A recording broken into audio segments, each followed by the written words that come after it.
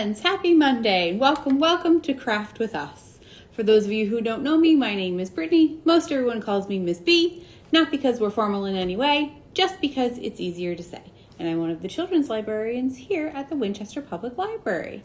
All right, my friends, let's get started. If you picked up our crafty bags this morning, you know you got all the materials to make a leaf garland. So that's what we're gonna do. And if you're joining us, but you didn't pick up our craft bag, that's okay. This is definitely one of those crafts that you can probably replicate with things you have around the house.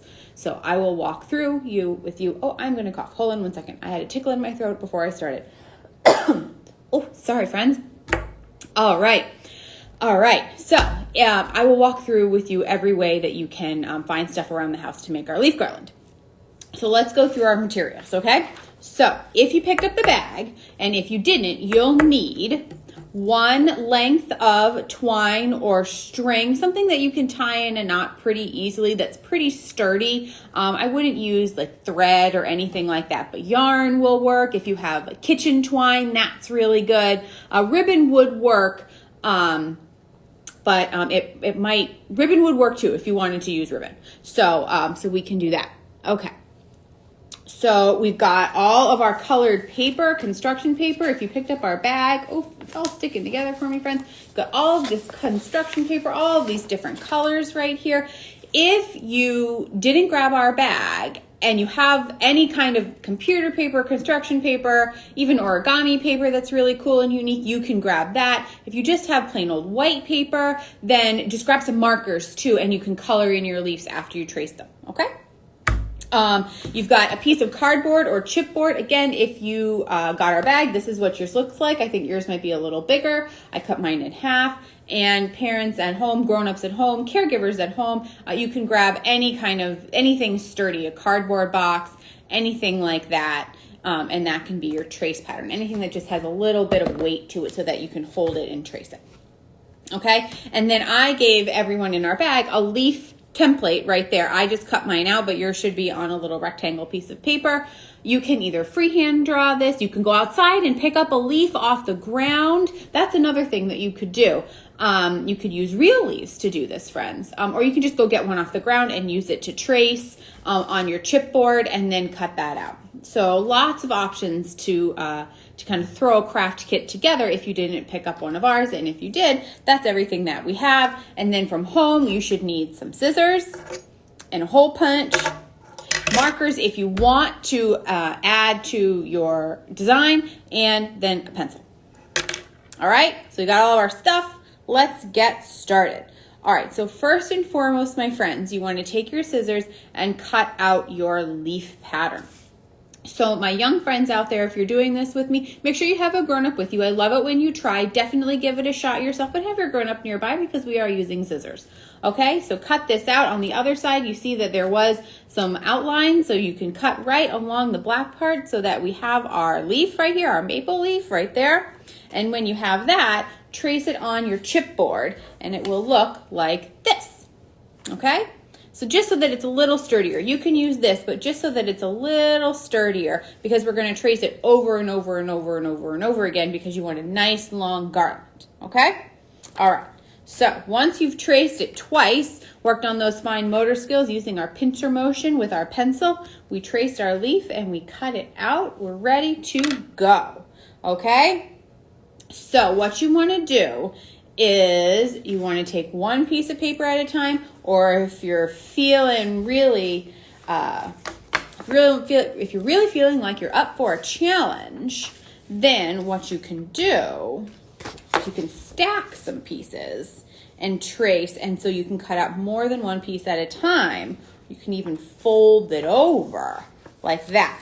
That is up to all of my individual friends out there. If you want to do one at a time and you really want to practice your tracing motion, maybe grown-ups, we're helping our young friends work on our fine motor skills, that is a-okay. You do just one at a time. Just so that I can show you what everything looks like, I'm going to do a bunch in a row. So I'm going to put my leaf down right here like this, you see, and I'm going to trace all around my leaf. Okay. And then when I'm all done, friends, I'm going to whoop. And this is where it's really helpful, maybe sometimes, friends, to have your grown-up. We want to make sure we hold it down nice and tight so that we have our leaves looking like leaves. Okay, so there we go. That's what it looks like when I traced it. So I'm going to put my pencil down and pick my scissors up, and let's see how many I got out of this. So very careful. And again, young friends, if you need help, that's what your grown-up is for, but give it a try. See if you can do it. All right.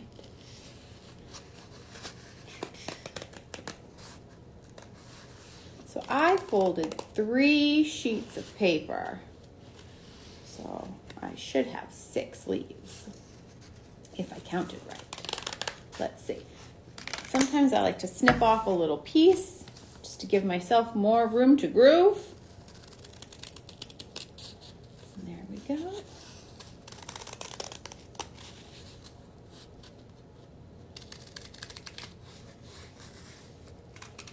Snip at the end and put that away. Almost done.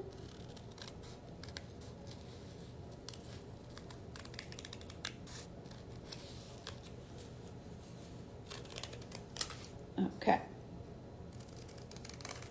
All right, last few little cuts.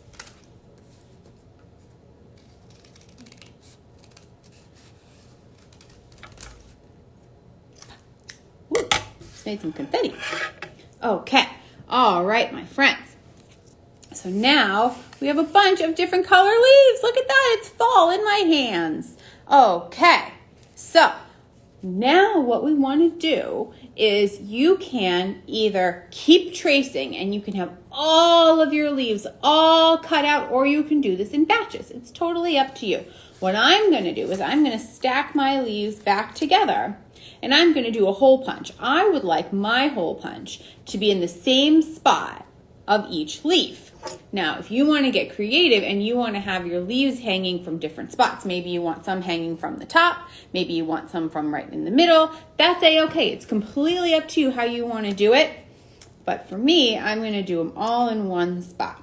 And I'm going to show you how to tie it on. Whoop. So there we go. There's our hole punch. Hi, friends. There we go. Okay. So now I've got all of my leaves and they all have a hole ready to go. Okay, so I tied one on to show you, and then I'll tie another one on while you're watching. All right, so here's my piece of thread. Whoop, there we go. And I tied one on the very end. And friends, this is a leaf garland, so the idea is to hang it up when we're all done. So you want to leave a little tail at both ends so that you can tie it around. You can either tack it to the top of the door and it can hang down like this, or we're going to have it go like this. Maybe we want to put it over the fireplace or tie it around the banister to go upstairs or around your front door. So just make sure you leave a little extra space if you need to tie it onto something or make an extra loop to hang it onto something. Okay, you can always untie it, but it is construction paper and it might rip. So if you can, just leave yourself a little tail on both ends. Okay, and then my other suggestion is that every time you add a leaf, you tie a knot. See right here? So we've got a little knot right there so that the leaves don't slide all over the place. If that's something that you want and that's the look you're going for, then go ahead, just string them on. But then you probably couldn't hang it this way because then they're all gonna go to the bottom. Okay, so let me show you how one looks. I'm gonna take a red one. This is another great motor skill. We're working on sequencing if you want to decide what pattern you want to go in or if you want to do it random, and then more fine motor skills as we are threading our leaves onto our paper. Okay, our leaves onto our string, sorry, our paper onto our string. So there we go, so it's on, and then I'm going to take my leaf right here and I'm going to tie it around.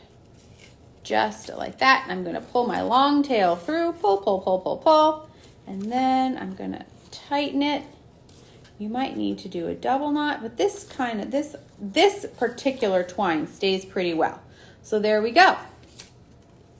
So I've already got 2 leaves on my leaf garland. let's put on another one. I'm going to do a pattern. I'm going to do yellow, red, orange, yellow, red, orange. That's my pattern. So let's do one more. Thread it on. You want to leave a little bit of space in between each one. See, a little space in between each one. And then I'm going to tie another single knot, or you can double knot depending on what kind of thread or twine or rope you're using, or ribbon. There you go. This one kind of sticks to itself, but if you wanted to do a double knot, you just do another tie, just like that. And pull it through. There we go. I've got 3 already. And see, I only cut myself a little bit. I wanted to give you guys all of the good rope, so I just have a little bit. But see, you can hang it like this and it spins. How cool is that, friends? Or you can hang it this way. I might just hang it in front of my desk. There we go, just like that. All right, friends, so you have lots more paper and lots more rope, so I bet yours is going to be longer than mine. But that's how we make a festive holiday leaf garland. Maybe you'll use it to decorate the stairs when you have Thanksgiving dinner.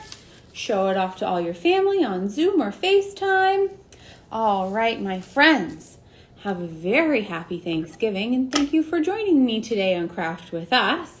And I will see you back at the same time, same place next Monday at 3 o'clock on Instagram Live for another fun, crafty afternoon. So, my friends, until then, be safe, be kind, wash your hands, and wear your mask. All right, everyone. I'll see you next week. Bye-bye.